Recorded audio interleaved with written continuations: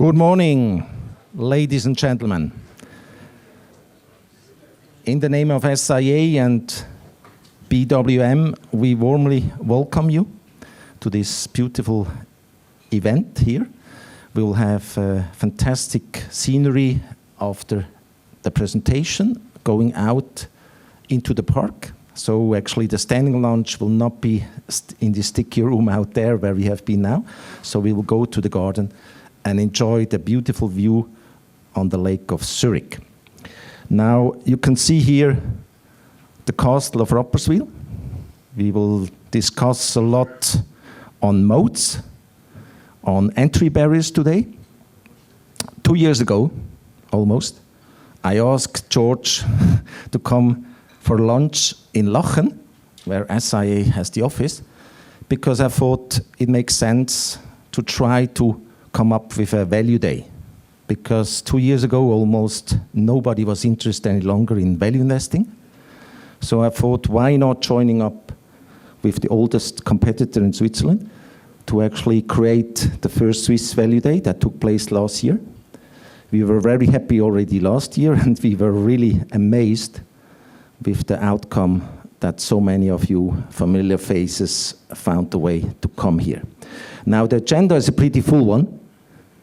First, George will talk about why value works. Then my partner and CIO, Hernandenz, will talk about strategic value investing. And then before the break, we will have a fireside chat with Mark Titley from the markets, NZZ, who is, in my view, and he has proven that in the preparation discussion yesterday evening, he's the top financial journalist, to my view, in Switzerland. And there actually our two additional partners, one, Carlos Carillo, will join us, who has been the founder of SIA, as well as Pascal Prus will actually join this fireside chat. After that, we will have 4 cases, 4 investment cases, one by Marcos from SIA, one by Marcos Krausen at the very end from BWM, and then we invited 2 other competitors, one from Julius Baer, Ralf Weber, and another one, Peter Frech from Context, to present 2 investment cases. So we have a very full program, and that makes it very difficult for me to be the program manager with Urban Müller, who actually will take over after me, to manage this agenda. So SIA is an investment boutique that our fund launched in 2002, and we have been regulated by the FINMA since 2006. And you see that we are actually 4 investment professionals. We manage 2 funds, a long-only value fund, that we call it strategic value, as well as a natural resources fund. That is our team. We have more than 100 years investment experience. And the person on the bottom right, he was my professor when I did my executive MBA 21 years ago. And I was asked to read this book, and I was thrilled with it. He has a Harvard background with Michael Porter, and this book is a case study book, as being regarded as a follower book of Michael Porter, The Market Forces, etc. So I asked him 21 years ago, Carlos, why don't we start a fund together? And then he smiled and said, hey, Alex, you're 4 months too late. I already started with a fund. With this, I welcome you again, and please don't fall asleep, because we have cameras in the room, and it will be recorded, and it will be put viral afterwards. Thanks a lot. Thank you, Alex, and a warm welcome from my side as well. It's a pleasure to be co-host. I'm part of a 6-person BWM team.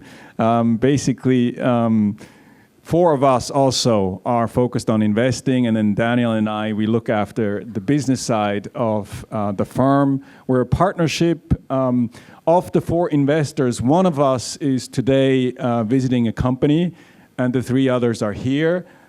They will give you, I think, some perspective on our investment process in particular. Marcus, when he presents his investment case for Faurecia, will dive into the how we approach assessing a company and why we might or might not buy a company. So bear with me, respectively, with him later on, as he'll talk about that. And then George and Pascal, they'll be part, on one hand, of the fireside chat, and George, he'll follow right afterwards to talk about why value works.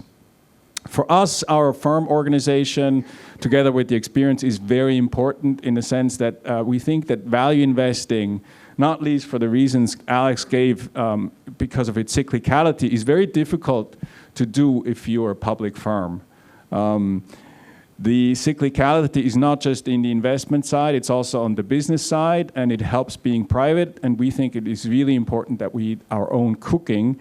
My colleagues who've been at BWM for more than 19 years, they have substantially all of their liquid wealth invested in our one strategy, which we offer as two funds. With that, George, I'm happy to hand over to you. And thanks, Urban. Thank you very much, guys. Oops, I got messy. Let me just go back to one slide of Urban's. I'm going to talk about why value investing works, but also sometimes doesn't work. And that, of course, focuses on the last 8 years where we have gone sideways as opposed to up, which is what we'd like to be doing. And the question to some extent is, why is that? And is it all because you're not very good at what you do? And that's part of it. But the other part of it is the environment has been terrible. And I wanted to go back into history and take a look at what we can learn about that. So I'll cover 3 topics. It's one, show you how value returns look over time. Then talk a little bit about why it works, how it works, the value investing style, and then finally say something about the outlook. Okay, so this is the chart that essentially has kept us in business all these years. It takes the data that Fama and French first started in their created in their seminal paper, and it's now available on Ken French's website at Dartmouth. What Fama and French did was they took all US stocks and they divided them into small half and a big half. And then of those 2 halves, they built 3 portfolios. So expensive, middle, and cheap stocks. So you have 6 portfolios measured on some measure of value. In this case, it's price to cash flow. And that data goes back to 1951.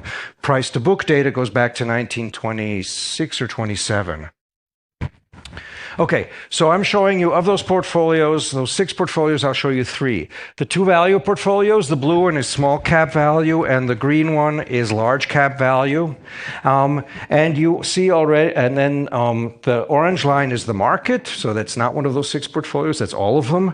And then the bottom line is the stocks that have done best in the last years. It's large cap growth stocks. So the big expensive names, the household names. And there's a couple of takeaways from this chart. Number one, well, no, maybe the first one is value outperforms over long periods of time. Another issue is Another thing is the small cap premium is very evident. You've made a lot more money. If you invested $100, and you fell. If you invested $100 in 1951, you made an enormous amount more just by being in small caps. And that's why we are very much focused on small caps at BWM. Then another takeaway is that large cap value, which has outperformed in the last years very dramatically, you can't really see that from this chart unless you look really, really carefully. So it's a historical anomaly, what we've been seeing, and I think logic dictates that we go back to normality at some point in the future. Okay, let's take a look at value returns over time. Number one, if you bought value when value was really cheap, you did better than than if you bought value when value was expensive. We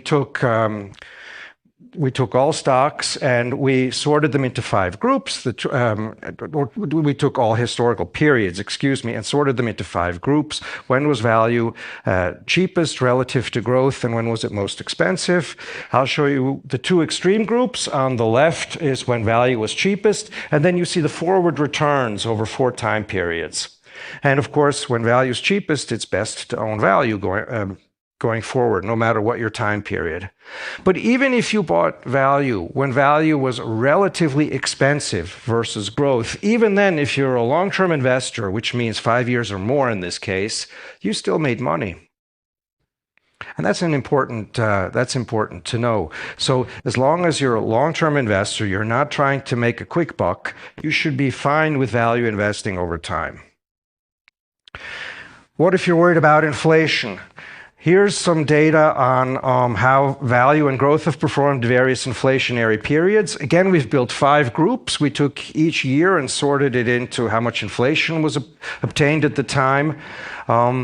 The period that's terrible for value is the one we just came out of, when inflation is really low. You see there that growth outperformed. Growth in this case would be the 2 blue bars, small cap, the darker blue bar, and the lighter blue bar, large cap. Not a good period, but any time that inflation is in a normal range, value is clearly better. So the gold and the green bars are better than the blue bars. And again, you see the small cap premium very clearly. And then the nice thing is, if inflation is really high, value investing at least helps you preserve your capital, make a little bit of money in real terms. We'll take a look at that here. It takes that inflationary period from the late 60s to 1981, the most famous one, I suppose. We're just showing you the 2 value portfolios here. In green, the small ones, and in gold, the large value.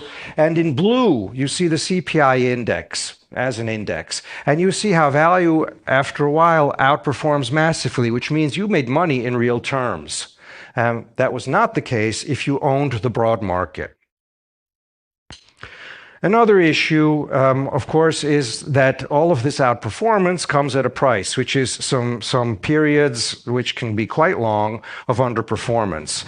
Even before the most recent period of underperformance, which has been exceptionally long, you've had 2-year phases every once in a while where value underperformed. And we show you that with this chart. It's the relative performance of all value versus all growth stocks, again using the French data. And we show you in a green bar every period where the drawdown on the value portfolio was more than 10%. So when you did worse with value. And you see people's patience has always been tested over time. Time and again, it happens that value underperforms. What's exceptional is the period that we just came out of. But of course, that's also been a crazy period in terms of interest rates. How do value returns versus growth look month to month? Kind of random. The chart on the left shows you the monthly out or underperformance of a value versus a growth portfolio. You see it just goes up and down. That's why I've allowed myself to give you this little chart that's kind of unreadable. There are 2 things that we can read out of it, though, there's one important fact that comes out of it. It's that there are periods when value and growth have very large divergences in performance. So in other words, in the 1970s, here, we had some really terrible months for value investors, but we had a whole bunch of good ones as well. Remember that this was a period when value actually did quite well. Same thing when the tech bubble burst around the year 2000, you had some awful months. And then you had some really great ones to follow. What's interesting about the most recent period with interest rates at 0 is that not a lot is visible on this chart. From the naked eye, you don't see much at all. But of course, there were a couple of really bad months that just not visible in the Pharma French data. I'll get to that in a second. What you need to know, though, is that over time, even though you don't see it from this chart, over time, value outperforms growth by a little bit on average each month. It's about a difference of 0.5% monthly, which, of course, if you annualize it, works out to the 3.5% performance advantage that value has over growth over time.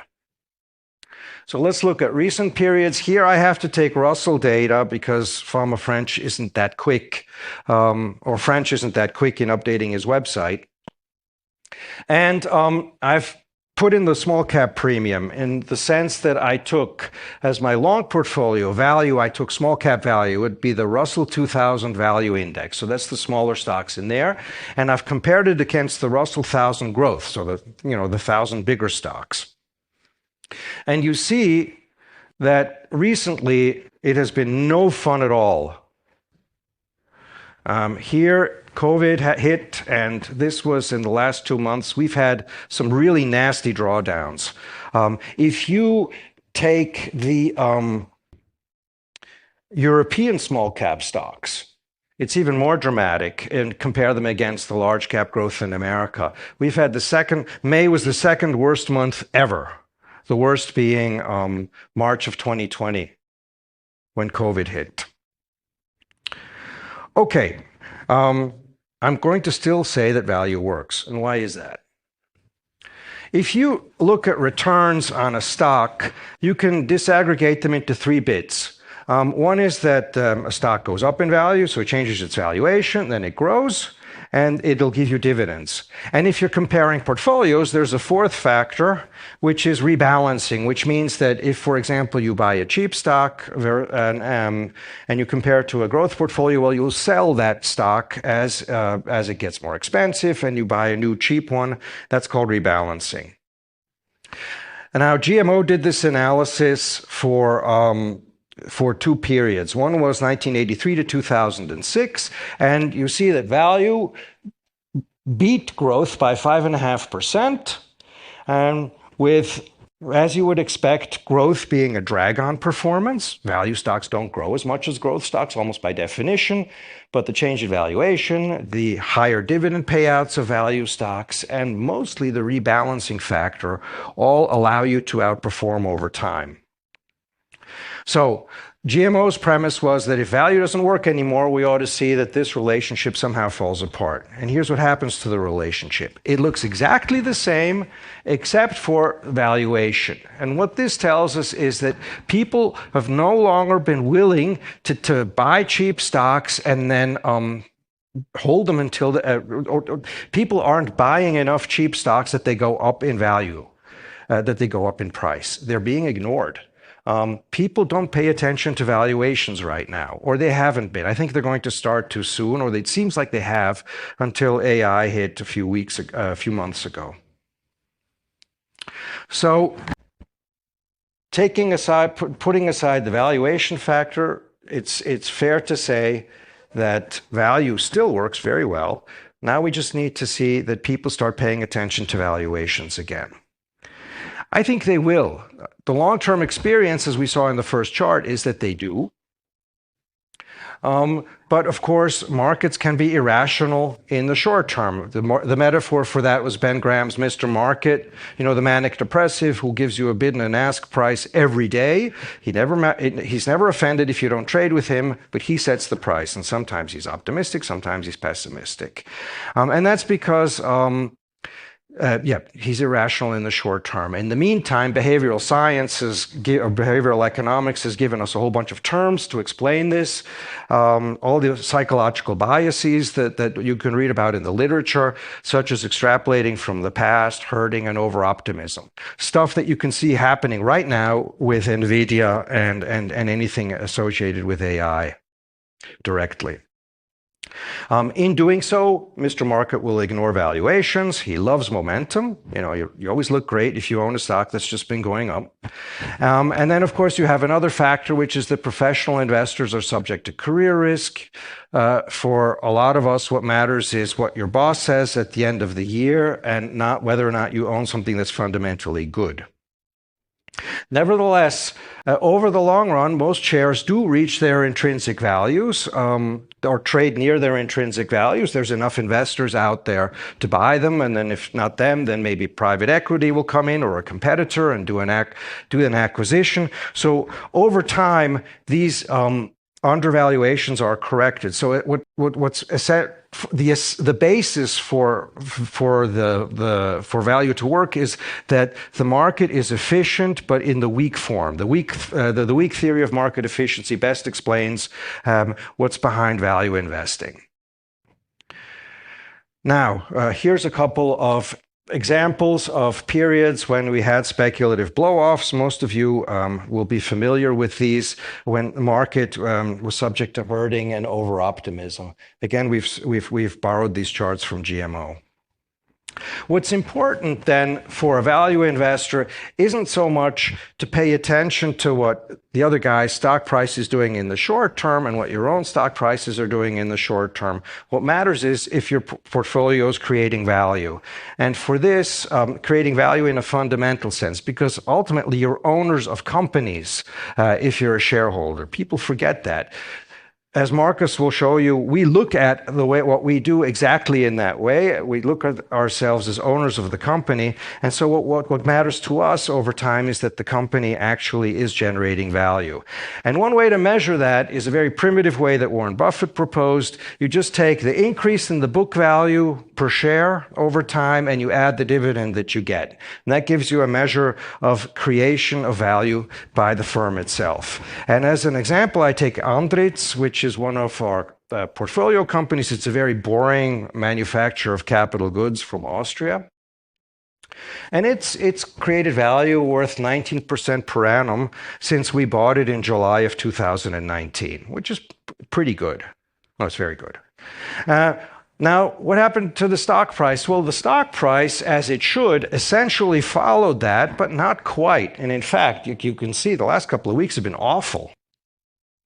So Andritz stock is compounding at 17.4% per annum, which means that it's actually gotten a little bit cheaper. And of course, that's not what we want. As value investors, we hope that they will get more expensive, not just create value.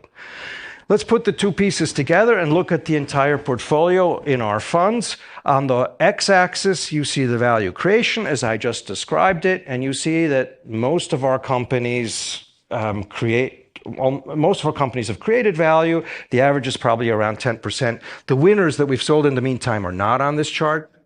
They would make us change the axes. And then on the y-axis is the total return. So Andritz has got a red ball around it. And you see that even though, and then you have the diagonal line, right? And that's if a company's creating as much value, or if its share price performance is the same as its value creation, then it should be at exactly on that diagonal line. And as a value investor, what you want is you both want companies that are here on the right, so creating value, but you want them to be above the line. That means they're getting less cheap. They're getting closer and closer to their intrinsic value. And some of our companies are doing that nicely, but a lot of them aren't. So the market is not reflecting this value creation, and that just says to us, be patient. It will over time. You've got stocks that are doing okay. Fundamentally, they're just not doing well at the stock market, but that'll change. And then, of course, here you've got the inevitable losers. All of us buy stuff that doesn't work out, where it doesn't meet expectations.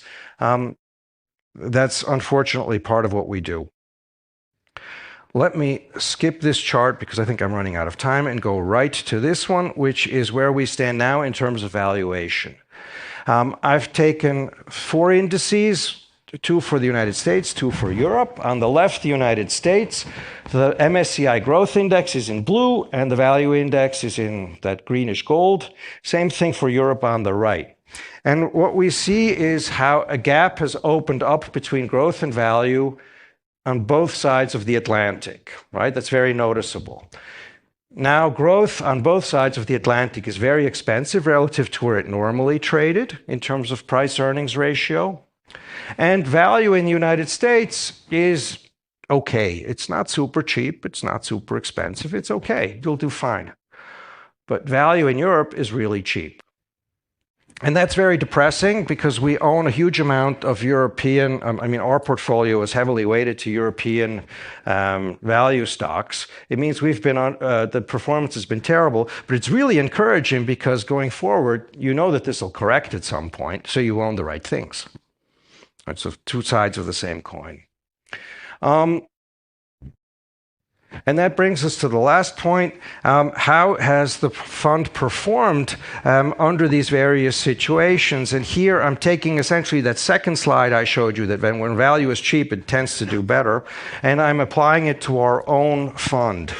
So the same logic applies. Here, the solid line is the intrinsic values as we estimate them, and that does rise over time, which means as analysts, we're doing our jobs. We should be doing them better because the line should be rising more, but it's the best we've done so far. And then here you get the net asset value of the fund, and these balls at each point say what the relative degree of undervaluation is. So in a sense, you're measuring the distance between these two lines by the color of this ball. And the price to value right now is at under 55%, and the historical experience of the fund has been that when you're at this level of undervaluation, and this is going to apply to everyone who invests in the value style, it's not just for us, performance going forward is really good.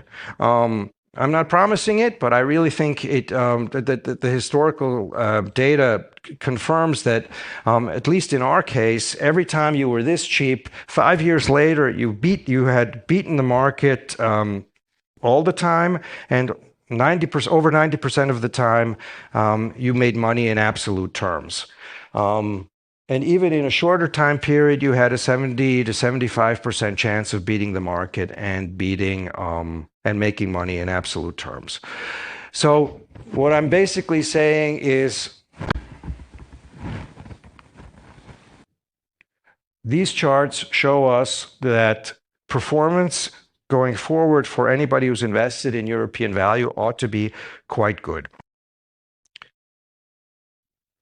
I thank you very much for your attention. Here's some more opportunities to hear the same thing from us in the near future. We always tell you the same story, but I guess that's part of our stock and trade. We haven't really changed our style in 25 years. For good or for ill, we keep doing the same old thing. And here you can hear us talk about it. Next time you want. By the way, all of these slides go online, and we can also send them to you, so you needn't take pictures unless we can send you the images too. Thank you very much for your attention. Let me hand over to Marcos. Yeah, har ni något tid? One question. I have time for one question, I've been told. Oh, and by the way, here's the disclaimer that tells you that everything I just said is a lie. Are there any questions, please? Yes. Hinterine. Please wait for the microphone.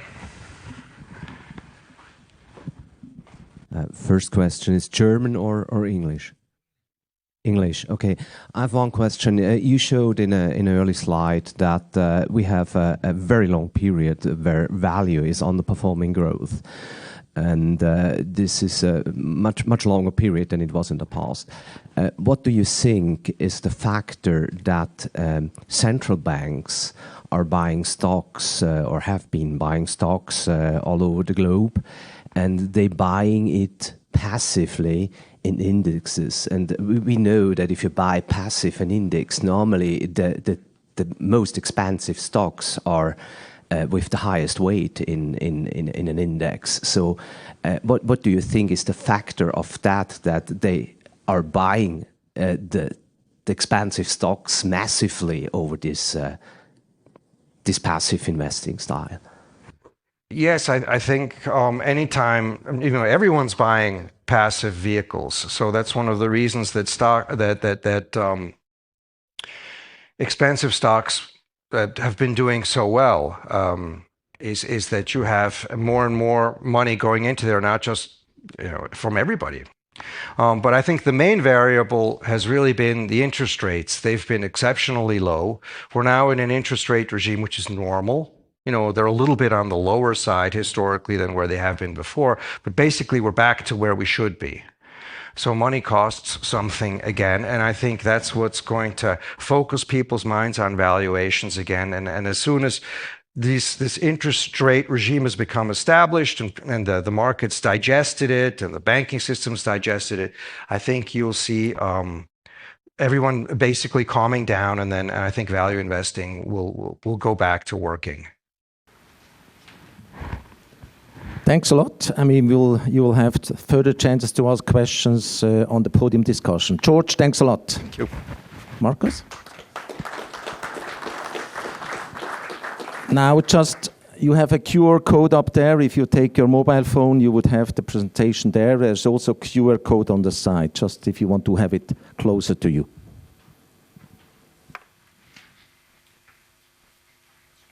Alex, yes.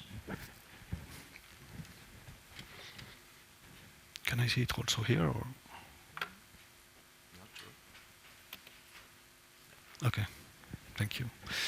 Okay, good morning everybody. Thanks for joining today, this fantastic day.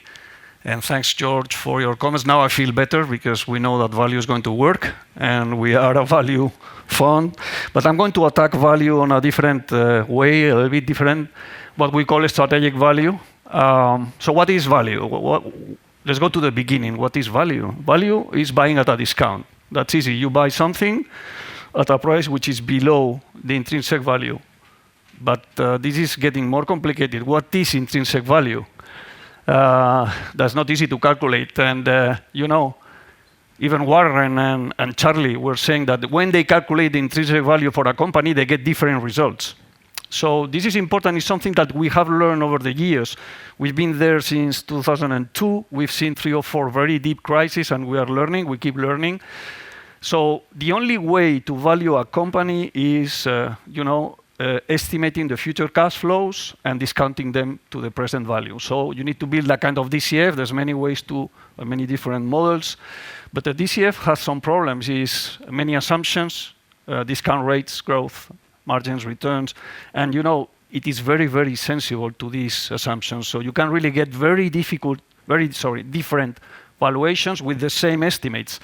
So it's not robust. And in the beginning we were very value people, like we calculated intrinsic value, we found a discount, and then we buy. This is kind of where we started, 20 years ago. Quantitative, hard data. It is important, we still do it, but we moved and we added another layer to value investing, what we call a strategic value, which is a quality layer or a strategic layer. So this is not new. We are 50 years late because Warren Buffett did more or less the same learning with Charlie, right? He started buying cigar butts, and now he's buying Coca-Cola and Wells Fargo and Apple, no, right? So he's moved from pure value to more qualitative or strategic value. So how do we start? Is it easy to start with the strategic value? We look for a very good track record long term. So this is important. You look at a company, you need track record. We don't buy IPOs. We don't buy stuff from private equities because you don't have enough track record. You can be misunderstanding the company. Sound market outlook. Somebody asked Charlie one time, I think Carlos commented to me, how do you value a company or a business that is declining? And he said, why do you dare valuing a business that is declining? Okay, so we try not to enter in a market which is declining or where the outlook is not clear, and we look for entry barriers. So to this process, we have put a kind of nickname that we call the 4 Gs. Easy to understand, good business, so plenty of moats. This means a very solid strategic position, high entry barriers, and we gathered in 4 points these entry barriers. The first one would be intellectual property or brand, intangibles. This is very important. Examples, Roche with a lot of patents, or Grifols that we're going to show later on. Apple has an incredible know-how and entry barriers in software and also hardware. Aerospace, engines with Raytheon, for instance, in the US. So this would be the first entry barrier. If you have patents, IP, then nobody can come in and compete, or few people. Sustainable cost advantage would be the number 2. So if you find a company that has lower cost because of something, then it's a fantastic competitor and people will not compete with them. Pandora for us is a cost advantage, the jewelry company, because they have a scale and they have a specialist LIBOR in Thailand, if I'm not wrong. Apple also has a cost advantage. Ivanhoe is a miner, copper miner. They have fantastic reserves at very low cost, very high grade. This is a competitive advantage. Third competitive advantage, switching cost. The normal example put by Warren is Gillette. So you have the razor and then you need to buy the blade. But Microsoft is the same and Apple is the same. So you have an Apple phone, then you buy the Apple computer, then it's going to be difficult to go out of Apple network. So this is a switching cost. This would be the third entry barrier. And finally, the network effect that now is very well known because of all the social media, right? But Visa has a great network effect, and Google are perfect examples. There are other entry barriers, oligopolies. Supply is in some segments constrained, and we look for companies there, companies where they cannot be attacked easily by competitors. So this is what we call good business, good management. It is easy to say, and it looks very simple. It's not easy. You need really to focus on the management, try to understand them, and good managers, they have positive options. They do the great M&A, they do what they should do, they focus on returns, corporate governance, shareholders, minorities, etc. And the bad managers, we had very bad experience here. More in the natural resources space where we move for a long time, you have managers that are really, really bad guys, and they can kill the company, even good companies. Here we disagree a little bit with Warren that says that he buys companies that can be run by a monkey. If you put a monkey running Coca-Cola, Coca-Cola will go down. So we really, and it's really tough not to buy the company. You find the company is fantastic, you want to buy it, it is cheap, and then you have a bad guy there and you say, why? I'm not going to buy this. No, it's a red flag. And we try to be disciplined. Same with the balance sheet. Again, something that looks easy, but it's not that easy to execute. You need to understand the balance sheet. Gearing can lead you to permanent loss, which is what we need to escape from. A permanent loss is a real loss, as Warren puts, and volatility is different. I mean, prices go up, go down on whatever mood you have, but permanent loss is a permanent loss, and we are very concentrated. We have only 30 to 35 stocks, and we cannot really lose money in any of our investments. So balance sheet is very important. And another comment very fast here, a bad balance sheet, a gear balance sheet is normally a red flag and a symptom that something is going wrong. Maybe cash flow generation, maybe accounting, and maybe some trickiness from the management. But if you have a gear balance sheet, you need to look for why this is happening. And sometimes they hide it. So, it takes years and years to understand why a company and why the debt is this or that. And even now, I get some factoring surprises or confirming surprises, or you have debt in this associate that you wouldn't take into account, or a loan which has a preferred dividend. So you really have nasty things out there. It's very important. It takes a lot of time to understand. And then again, you need to be very disciplined because you find a fantastic company that it is geared at a PE of 2, and it's very tough that you don't buy it. You say, okay, let's go to the next one. So summary, the 4 Gs, we analyze the sector, it takes time and years. We analyze the company, strategic position, we choose good companies overall, and we buy them at a discount, so it's easy. We try to apply these learnings to the portfolio construction, and we have 2 entry barriers, so learning from the real world. We have first entry barrier, we have a matrix of good sectors and bad sectors, sectors that have generated return over cost of capital over the years, and these we like them. I don't know. We have salmon, we have software, we have engines, aerospace engines, we have online payments, we have many sectors and subsectors. And then we have a watch list. We only follow 250, 300 stocks that are in the watch list. If there is a new idea, that never goes to the fund. So it's an entry barrier. There's a new idea, it goes to the then filter the sector. Is it a good sector or not? For us, for instance, there are sectors that we cannot really invest them. One would be autos, although we can discuss this, because within autos you can make a lot of money in some of the names, in our opinion. And then, this watch list is an entry barrier that help us not to follow the crowd. Ooh, NVIDIA is up and AI is fantastic. It's going up 30%. Let's buy. No. Is it a good sector? Yes or no? Let's go to watch list and then see sub-quarterlies take time. So I was adding some spice from Warren here to make it this a little bit more with more sound. The single most important decision is in evaluating a business is pricing power. This is exactly what we try to say is when you have high entry barriers, you have pricing power. You can raise prices. Whatever happens, you can raise it. It's not an obligation that you raise prices every year, but it's exactly this. When you have high moat, high entry barrier, you have entry prices. Time is friend of the wonderful business. When you have a portfolio which is good quality, there's a recession, who cares? There is a slowdown, you can just buy on the cheap because you have good quality, you can buy cheaper and just wait. When you have a low quality portfolio, then it becomes a bit more complicated in our opinion. Value works, so it's a little bit repeating what George was saying, but I will go fast here. Value is up 8 to 9% since 1975 because we did just the index, the MSCI value. Very easy, that's empiric, no discussion. The equities long-term global do 6-7% per year. So our numbers are very much in line with what George was saying. The same chart from Fama and French. Here it's value beats growth, so no more comments. Long-term value beats growth, and since 1945 you can see this growth, which you can, put a number, 2-3%. And I found this in internet, so it's not our chart. Sorry for that, but I look at the chart, and it was a fantastic one. And this is the summary of what we were discussing here, because the last cycle, in red, you have the growth cycle, so when growth beats value.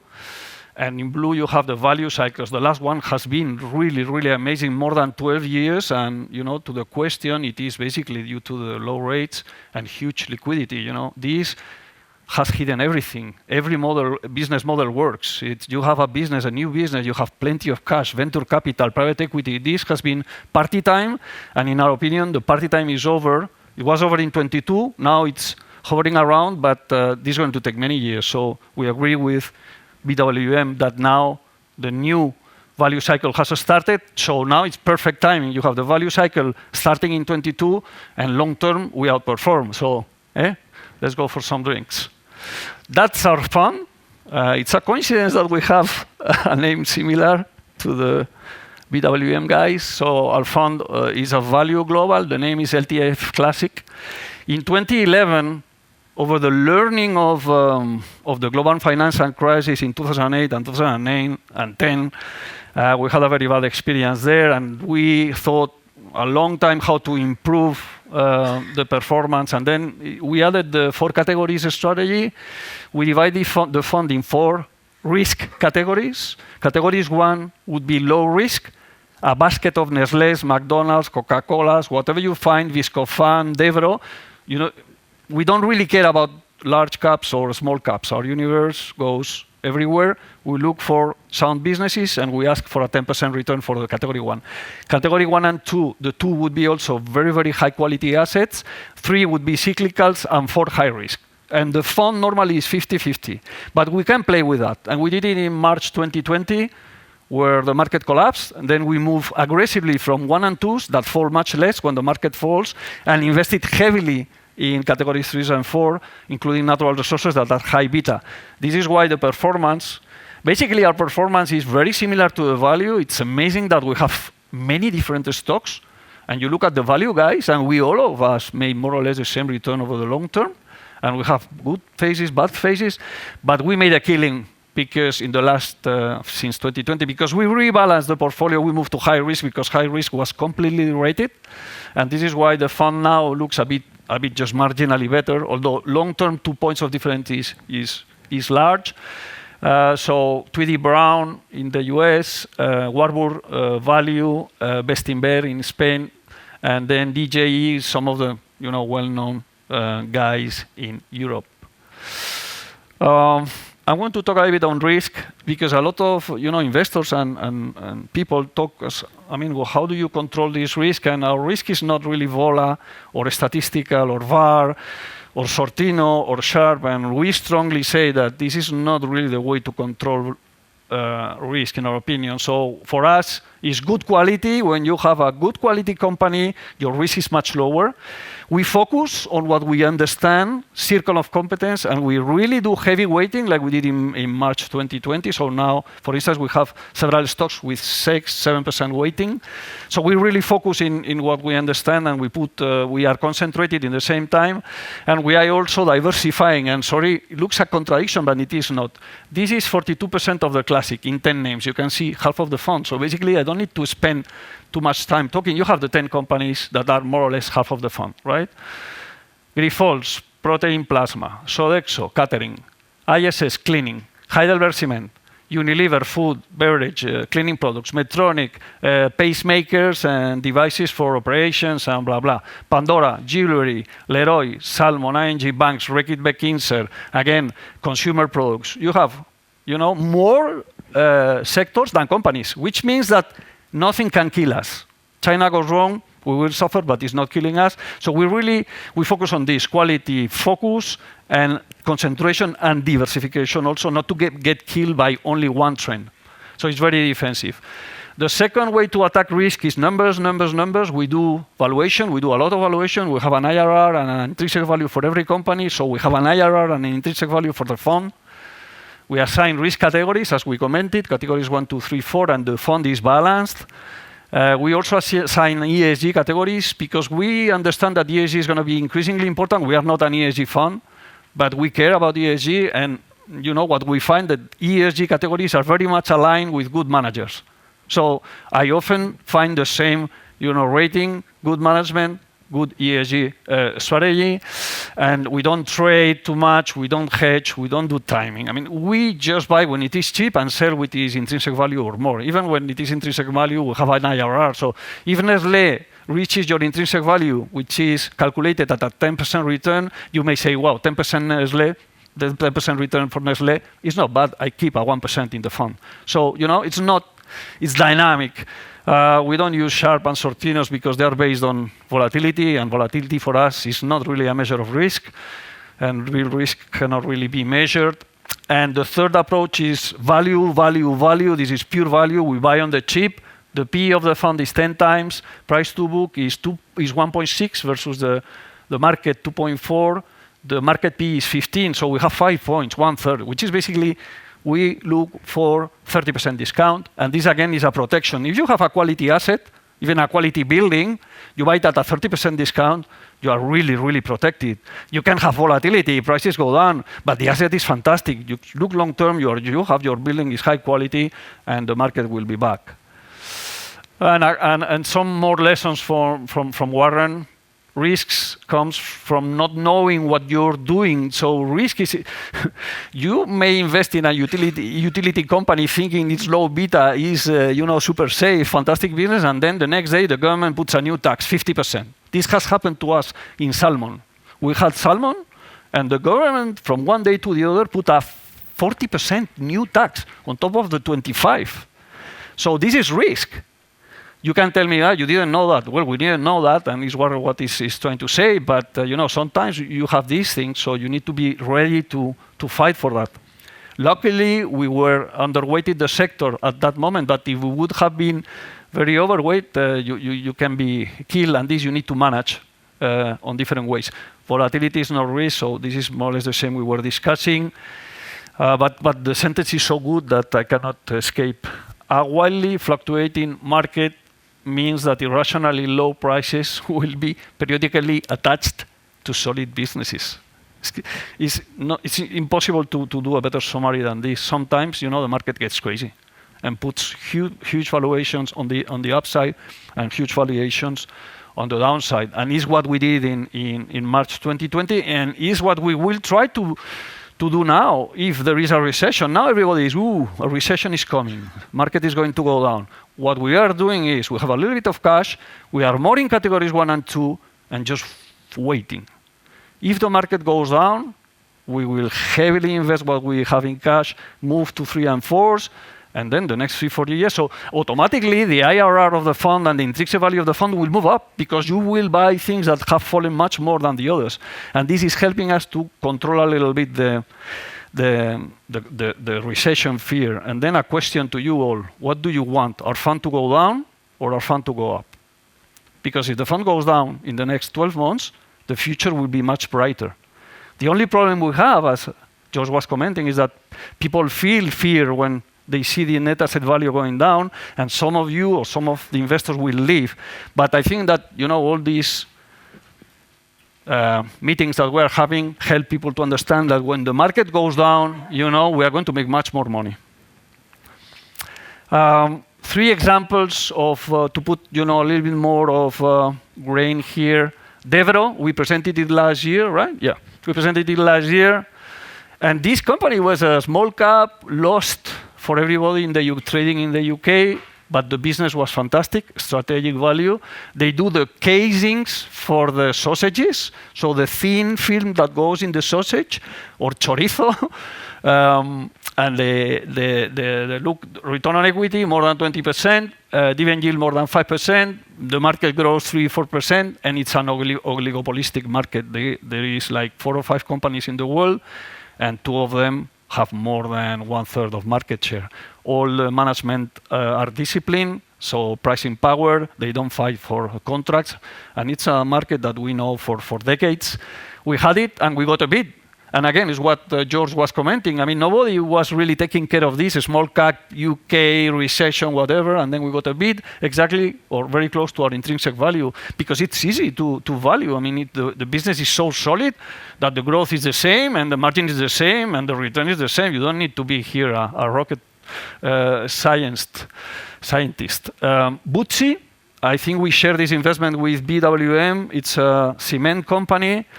It's a good business. The return on equity is 10%, which is good enough. Look at the valuation, 0.8 price to book, price earnings 9, return for us is 14% now at the current prices, intrinsic value 28.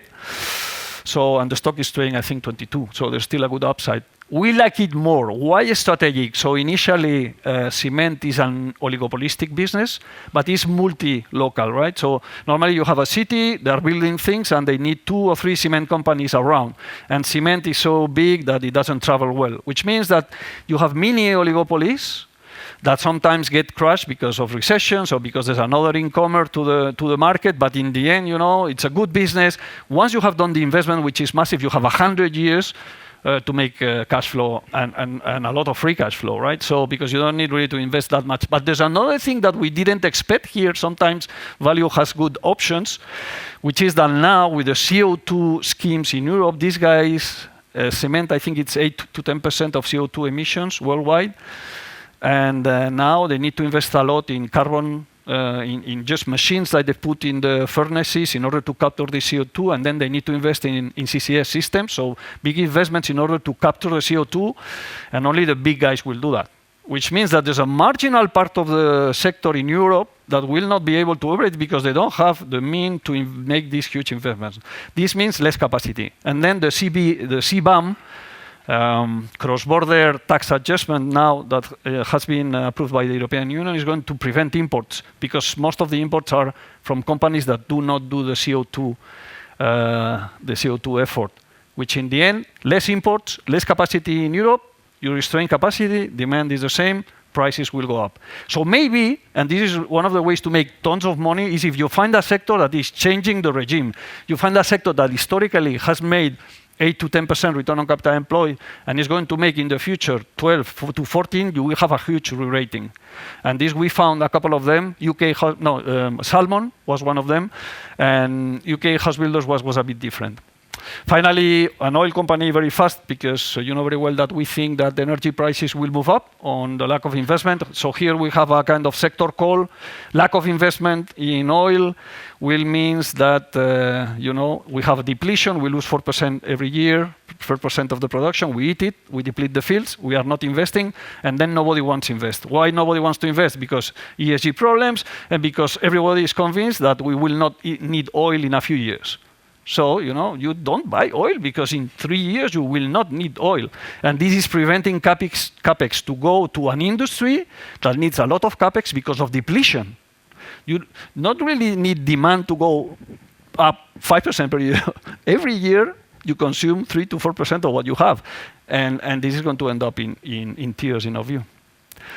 A couple of comments from Mr. Buffett. Well, this is Ben Graham, I think, in the origin. The market short-term is a voting machine, and this is back to what George was saying. Short-term, this is really crazy.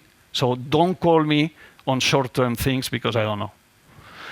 But long-term is a waiting machine, and we have quality, we have discount. I mean, there's no way, and we have diversification, there's no way that value with BWM and us will not do what we've been doing for the last 20 years. And the same message here, do not hold a share for 10 minutes if you don't want to have it for 10 years. So long-term, long-term, long-term. Give me 2 minutes? 5, good.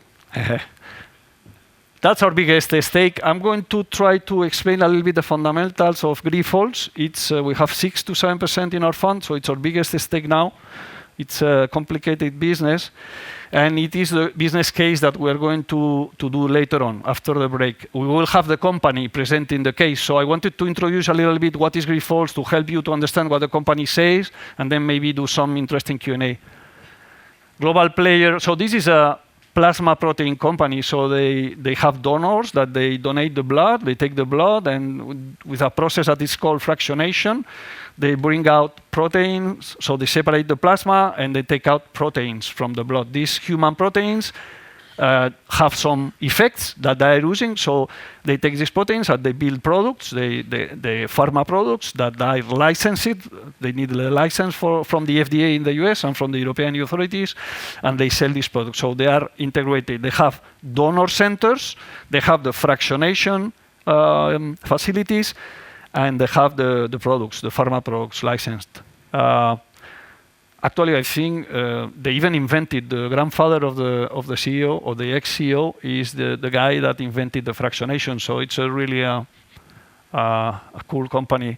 22 million liters of fractionation capacity, 6 billion sales, 1.2, 1.3 billion EBITDA this year, a bit lower than the figure. Well, we'll see.